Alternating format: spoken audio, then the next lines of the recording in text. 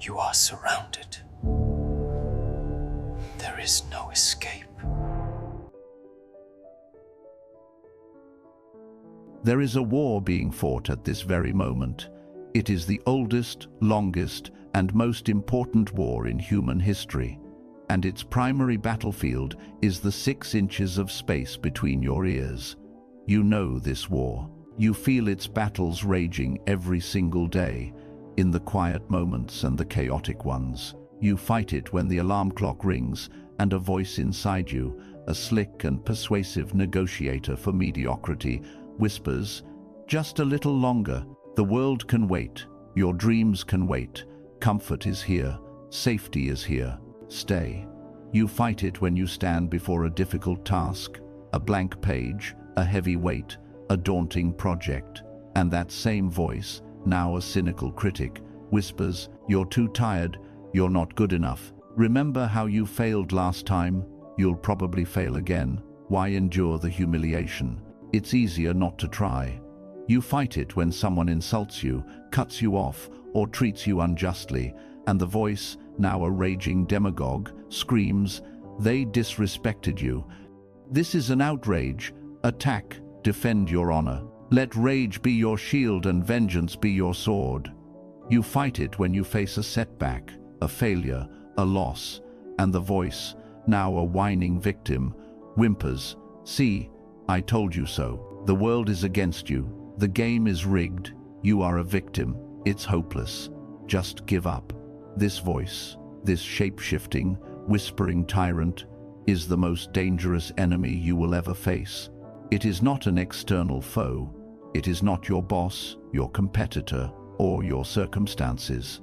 It is the manifestation of your own untrained weakness, your own primal fear, your own irrational desires, your own deep and insidious addiction to comfort. It is the part of you that wants to remain small, safe, and perpetually enslaved. For years, you may have been fighting the wrong war. You've been declaring war on the traffic, on your boss, on the economy, on the political climate, on the opinions of others. You have been wasting your precious ammunition, your life force, on phantoms, on things you can never control. It is a war of attrition against reality itself, and reality always wins. And while you were distracted, fighting these unwinnable battles, the real enemy has built a fortress inside your own mind, dictating your moods, sabotaging your actions, stealing your peace, and convincing you that its voice is your own. Today, that ends. Today, we stop fighting the world, and we turn our gaze inward to the real battlefield. Today, we identify the true enemy, and we learn the ancient, battle-tested art of war for the soul. This is not a war of anger. This is not a war of blind aggression. This is a war of cold, calculated, disciplined strategy against your lesser self, so that your greater self, the calm, courageous, and unconquerable warrior within, may finally be free.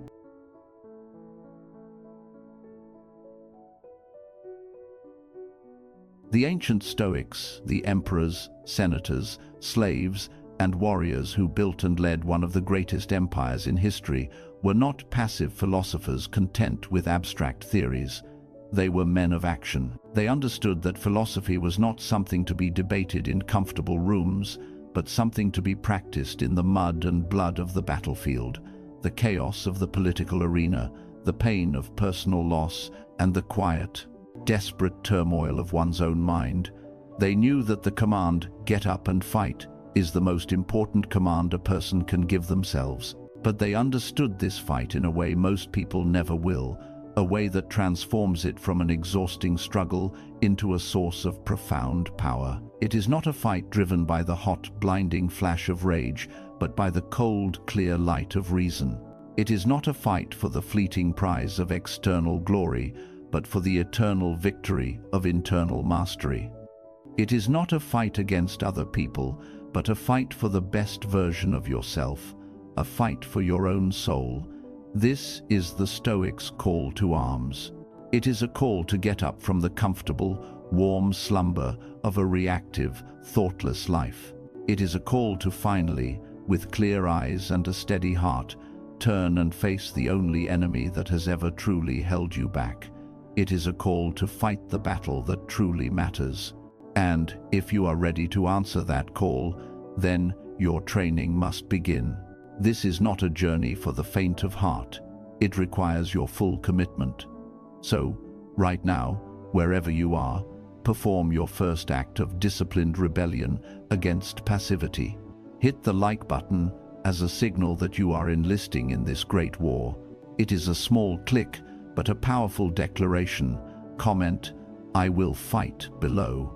Let this be your oath, a digital signature on a new contract with yourself, a declaration that the time for excuses is over.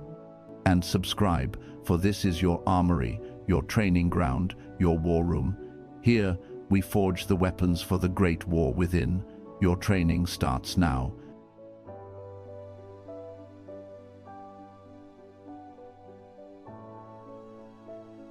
Every great general knows you cannot win a war by fighting on ground you cannot hold. You must choose your battlefield with wisdom.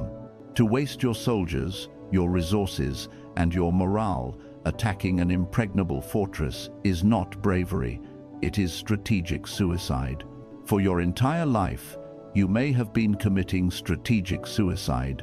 You have been deploying the army of your emotions, your energy, and your focus onto a battlefield you can never, ever win, the external world. The Stoics called this the realm of indifference for a reason. You cannot command the opinions of others. You can be the most virtuous person on earth, and some will still hate you. You can be a tyrant, and some will still praise you. To try and control the thoughts in another person's head is to become their slave, constantly dancing to the tune of their approval or disapproval. You cannot command the past. It is a land of stone. To spend your days in regret, replaying old battles, wishing you had said or done something different, is to be a ghost, forever chained to the ruins of your own history. You cannot command the economy, the weather, a global pandemic, or the simple, brutal roll of the dice of fortune. To stake your inner peace on these things is to build your house on a seismic fault line and then act surprised when the ground beneath you splits open. To get angry at these things, to be made anxious by them, to let them dictate your inner state, is madness. It is the equivalent of a general ordering his army to attack the ocean for sinking his ships. The ocean does not care. Your anger is a waste. Your anxiety is a self-inflicted wound. You are firing your cannons into the fog. The first and most fundamental rule of Stoic warfare is this: withdraw your forces from the unwinnable battles. Stop fighting the ocean. Stop fighting the weather. Stop fighting the past. Stop fighting what other people think. This is not an act of surrender. It is a brilliant, powerful, strategic retreat to the only ground you can truly defend, the only battlefield where you are the undisputed sovereign ruler. This is your inner citadel, your mind. And what is the territory within this citadel? What is this kingdom you can command absolutely? It is your judgments. You do not control the event itself, but you have absolute, godlike power over the story you tell yourself about it. The event is raw data. Your judgment is the verdict. It is your choices. You do not control the outcome, but you have absolute power over the actions you choose to take in pursuit of that outcome. It is your will, your intention to act with virtue, with courage, with discipline, with kindness. This is the heart of your kingdom. It is your character, the sum total of your choices and your habits, forged over time. This is the only true possession you will ever have. This is the true battlefield, the only one that matters. The Great War is not you versus the world. It is the virtuous, rational part of you versus your own undisciplined, reactive, fear-driven mind. The enemy is your impulse to get angry when insulted. The enemy is your desire to hit the snooze button and betray the promises you made to yourself. The enemy is your fear of failure that stops you from starting that business, writing that book, having that conversation. The enemy is your addiction to the cheap praise of others and your terror at their criticism. These are the traitors within your own walls. These are the targets, and so you must get up and fight, not by shouting at the world, but by turning your gaze inward with the intensity of a warrior. The fight is the daily, hourly, moment-by-moment struggle to choose a rational response over an emotional reaction. The fight is to choose your long-term values over your short-term feelings. The fight is to choose discipline over the seductive siren song of comfort. Practical training. Your first drill is reconnaissance. For the next 24 hours, become a spy on your own mind. Carry a small notebook or use an app. Every time you feel a strong negative emotion, anger, anxiety, envy, frustration, stop. Do not act. Do not judge. Simply observe and report. Write down 3 things. 1. The trigger. What objective external event just happened? For example, my colleague criticized my work in a public meeting. 2. The judgment. What was the immediate, automatic story my mind told me? For example, he is trying to humiliate me. I am a failure. Everyone now thinks I'm incompetent. 3. The emotion. What was the resulting feeling? For example, shame, anger, anxiety. Do not judge the judgment, just observe it. At the end of the day, look at your list. You will hold in your hands a detailed map of your enemy's tactics. You will see, with stunning, undeniable clarity, that your suffering was not caused by the triggers, but by the automatic, unexamined judgments. This is the intelligence report you need to begin planning your counterattack. You cannot defeat an enemy you do not understand.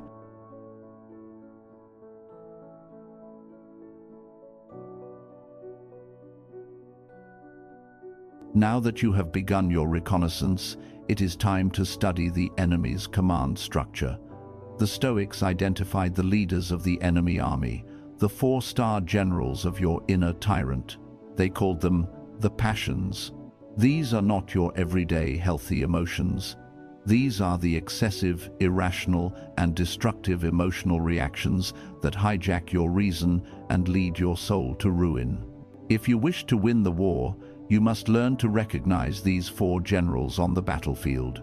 The first general is irrational desire.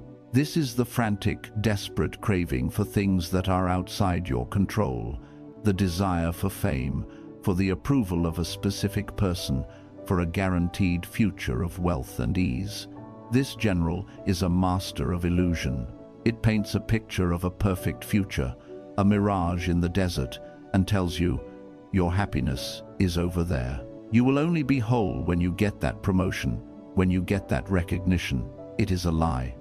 By desiring what you do not control, you sentence yourself to a life of constant anxiety and disappointment. You are a dog chasing a car you can never catch. The second general is irrational fear. This is the most insidious of them all. Fear is the great saboteur.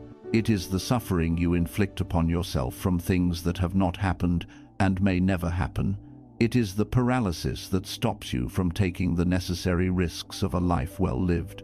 Seneca wrote to his friend, "We suffer more often in imagination than in reality." Fear is a form of chemical warfare the enemy uses against you. It floods your system with cortisol, clouds your judgment, and convinces you that the phantom in your head is a real monster at your door. It whispers of failure, of ridicule, of loss, and convinces you that the safest path is to do nothing, to risk nothing, to be nothing. The third general is irrational pleasure. This is the most seductive of the 4. This is your addiction to cheap, easy comfort. The pleasure of scrolling mindlessly for hours instead of reading a book. The pleasure of eating junk food instead of fueling your body. The pleasure of gossip and outrage instead of meaningful conversation. This general is the saboteur who offers you a sweet poison. It weakens you, softens you, makes you dependent on the next hit of dopamine.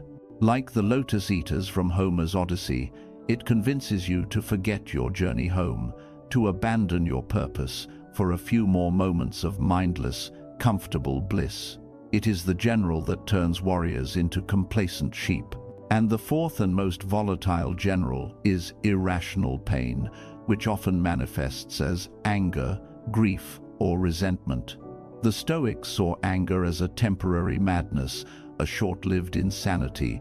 It is an explosive reaction born from a false judgment, the judgment that you have been harmed, and that the appropriate response is rage.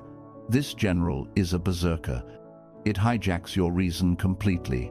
It makes you say things you can never take back, do things you will forever regret. It burns down your own house in an attempt to singe your enemy. Uncontrolled grief and resentment are the slow-burning versions of this general, a fire that smolders within, poisoning your peace and chaining you to the injustices of the past. These are the four generals: desire, fear, pleasure, and pain. Look at the intelligence report you gathered from your day. You will see their fingerprints everywhere. Every one of your self-inflicted wounds, every moment of weakness can be traced back to one of these four commanders. To win the great war within, you must have a strategy to defeat them, and for that, you need your own weapons.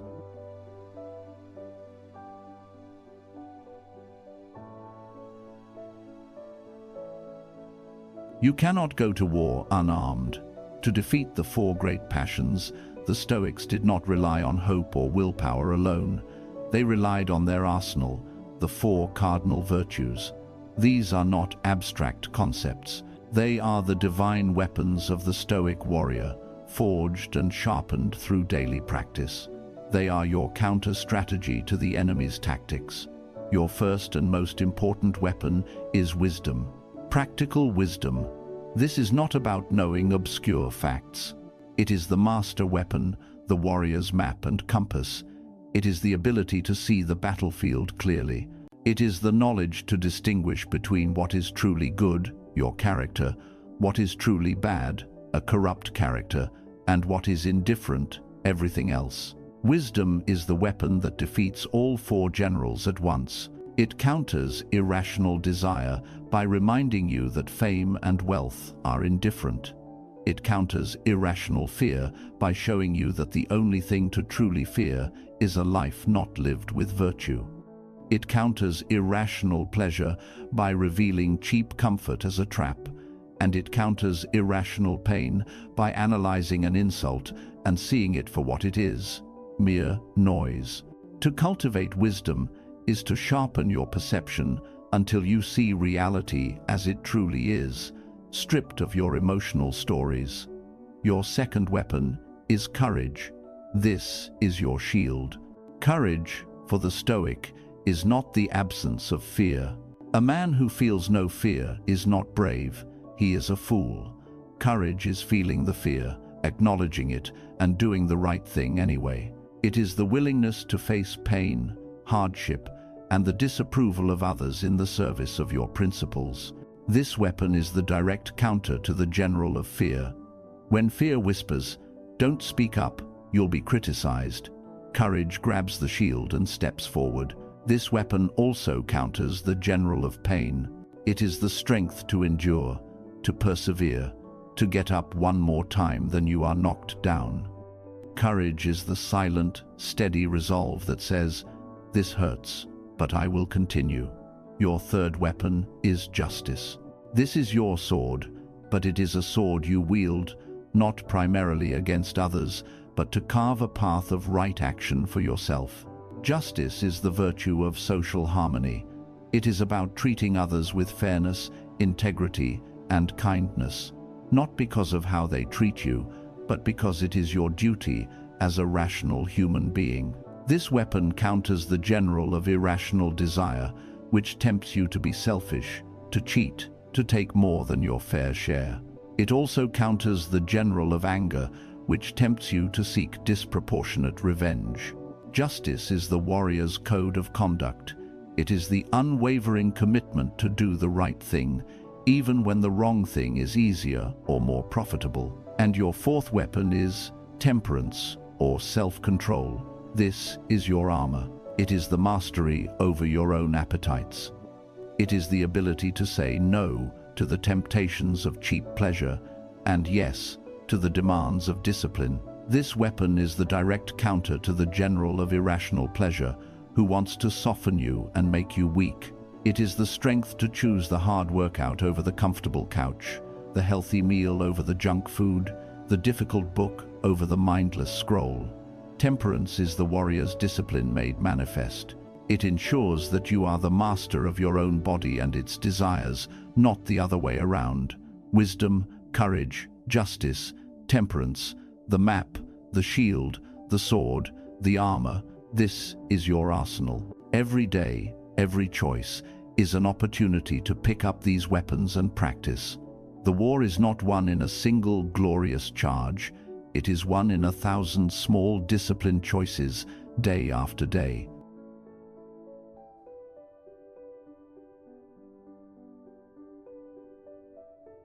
Now that you know where the battle is fought, and you possess the weapons to fight it, you must understand the nature of the training ground itself. The modern world has sold you a lie.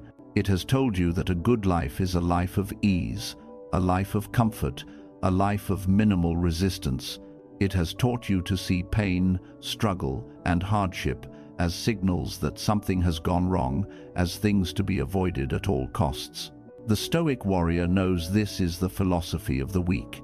It is the path to a fragile, brittle soul, which shatters at the first touch of real adversity. The Stoic understands a deeper, more powerful truth. The struggle is the point. The pain is the process. The obstacle is the way. Character is not built on a comfortable sofa. It is forged in fire. Strength is not acquired by avoiding heavy things. It is acquired by lifting them day after day. A muscle only grows when it is torn. A sword is only tempered when it is subjected to the unbearable heat of the forge and the violent blows of the hammer. The difficulties in your life, the demanding project, the physical challenge, the difficult person are not punishments. They are your forge. They are your hammer. They are your weights. They are custom designed by the universe to give you the exact resistance you need to grow stronger, to practice your virtues. When you feel the burn in your muscles during a workout, you do not see it as a sign to stop. You recognize it as the signal of growth. You lean into it. This is the exact same mindset you must bring to the struggles of your life. The discomfort of waking up at 5 a.m. to work on your goals, that is not suffering. That is the feeling of your temperance muscle growing stronger. The fear you feel before speaking your truth in a difficult conversation, that is not a sign to retreat. That is your courage muscle being put under tension. The frustration of dealing with an incompetent colleague, that is not an injustice. That is an advanced training session in the art of patience and justice. The confusion of a complex problem, that is not a roadblock. It is a whetstone on which to sharpen your wisdom. You must learn to reframe the signals your body and mind send you. Laziness is not a call for rest. It is a call to arms for your discipline. Fear is not a warning of absolute danger. It is a compass pointing directly towards what you must do next to grow. Pain is not something to be avoided. It is, as the modern warriors say, weakness leaving the body. This is the heart of the get up and fight mentality, viewed through the Stoic lens. You get up and you fight the urge to stay comfortable. You get up and you fight the desire for the easy path. You willingly, even gratefully, embrace the necessary struggles of your journey, because you know that within each struggle is the seed of your future strength. Practical training. Identify one thing you have been avoiding because it is difficult, uncomfortable, or scary. Your mission is to do that one thing today. And as you do it, and you feel the internal resistance, the voice of the tyrant whispering for you to stop, I want you to do two things. First, acknowledge the feeling. Name it. This is the feeling of resistance. This is the feeling of fear. Second, reframe it. Say to yourself, this feeling is not my enemy. This is the feeling of growth. This is the sound of my character being forged. This is an opportunity to use my weapons. Then take one more step, do one more rep, write one more sentence. Win that small battle. That is how the war is won.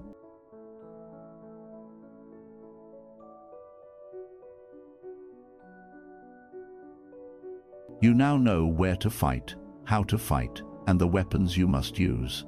But on the hardest days, when the forge is too hot and the hammer is too heavy, you will ask the ultimate question: why? Why must I fight this relentless war? Why not simply choose a life of quiet comfort? Why endure the pain of the forge? There are many answers: for honor, for growth, for freedom, for the example you set for your children. But the Stoics knew there was one ultimate, unarguable reason that eclipses all others, the ultimate motivation, the final, clarifying truth. It is this: because you are going to die. This is not a morbid thought. It is the most clarifying, life-affirming, and urgent truth in the universe. Memento mori. Remember, you will die.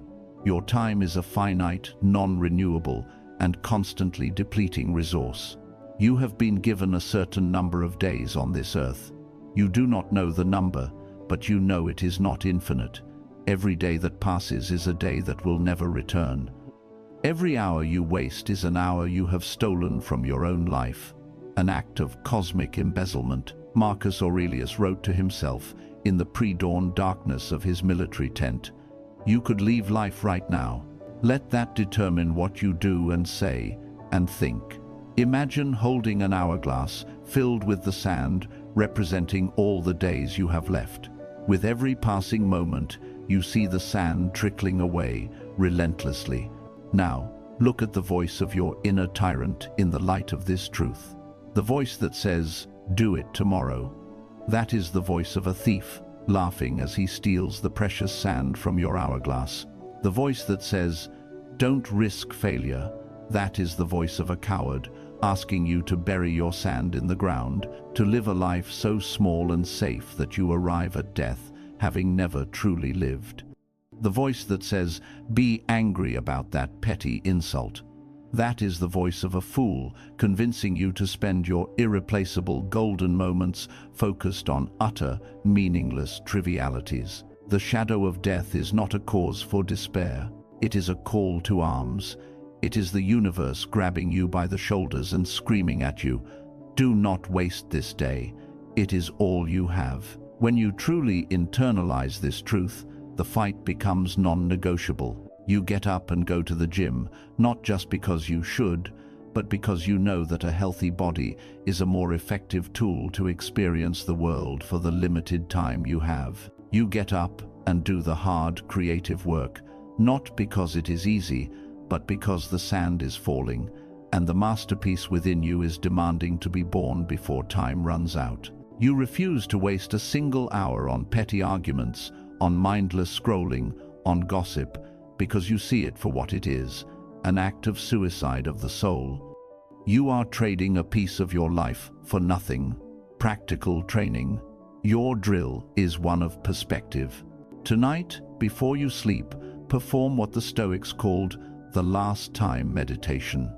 Go through your day, and for every major activity, imagine it was the last time you would ever do it. The last time you would ever speak to your partner or your child. The last time you would ever taste a good meal. The last time you would ever feel the sun on your skin or watch it set. Feel the profound gratitude and the sharp, piercing sense of importance this brings to every small, ordinary act. Now, ask yourself, if I lived every day with this awareness, what would I stop doing immediately? What trivialities would I drop? And what important things would I start doing right now with a fire of absolute urgency? Let that answer be your battle plan for tomorrow.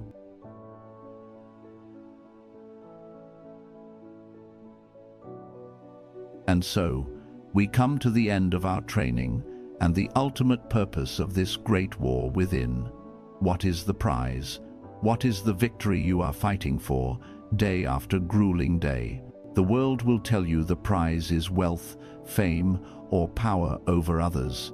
These are the spoils of the external war, and as we now know, They are indifferent, fleeting, and ultimately hollow. They can be taken from you at any moment. The Stoic warrior fights for a prize far greater, an internal victory no one can ever take from you. The prize is an unbreakable mind, a state the Greeks called eudaimonia, a life of human flourishing, of living at your highest potential, and ataraxia, a state of profound, unshakable, inner tranquility. The ultimate victory is not a life without problems. That is a child's fantasy. The ultimate victory is a life where you are no longer a problem to yourself. It is the freedom of waking up in the morning and feeling a sense of calm purpose, not a wave of existential dread. It is the power of facing criticism from others and having it land with no more impact than a raindrop on a granite wall, because your own inner judge has already given its verdict. It is the strength of experiencing a devastating setback and responding not with despair, but with the calm, strategic question, how can I use this? It is the quiet, unshakable confidence of knowing that, while you do not control the world around you, you are the absolute master of the world within you. This is the peace that comes after the war, but it is a peace that must be won again and again, every single day. The fight never truly ends. The tyrant of weakness will always whisper at the gates. The four generals will always be probing for a weakness in your walls. But with every battle you win, with every time you choose discipline over comfort, reason over reaction, virtue over vice, your inner citadel becomes stronger. Its walls grow thicker. Your authority as its commander becomes absolute. The whispers of the enemy grow fainter until one day you can barely hear them at all. You began this journey as a leaf in the wind, a ship without a rudder, but now you have the map, you have the training, you have the weapons. You know the enemy's tactics, you know the stakes of the war. The choice, as it always has been, is yours. You can listen to the whispering tyrant of your lesser self and remain a comfortable slave, or you can listen to the call of the warrior within. You can remain a passenger forever at the mercy of the storm, or you can seize the wheel. The battle for tomorrow begins with the choices you make in this very moment. It begins with the decision right now to stand up, to turn your gaze inward, and to fight. Thank you for undertaking this training. If this has forged a fire within you, share this video. Share it with someone else who is ready to fight their own great war, and continue to train with us. Remember the code. Remember the fight. Remember that the enemy is within, but so too is the unconquerable general. Now, go and command your day.